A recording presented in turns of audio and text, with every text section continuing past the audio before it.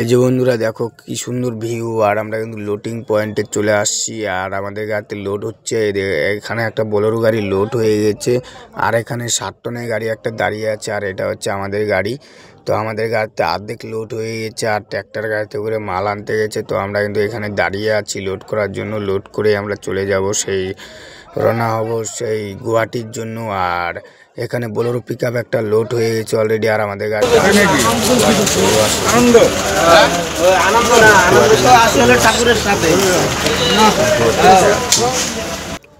আর আমরা কিন্তু গোরচোকে আছি। এখানে কে কে আছে দেখো, আমি আছি, তারপরে ভবেশ দা আছে, আমি আর ভবেশ দা আসছি এটা নিয়ে। আর ওই যে ওখানে বাপন আছে, আর সেই চন্দনদা আছে। তো ওরা কিন্তু 7 টনের গাড়ি নিয়ে আসছে। আর আমরা এই যে 4 টনের গাড়ি নিয়ে আসছি, দুটাই কিন্তু 6 চাকা। তো লেবার দাদাভাইরা কিন্তু খালি করছে এখানে।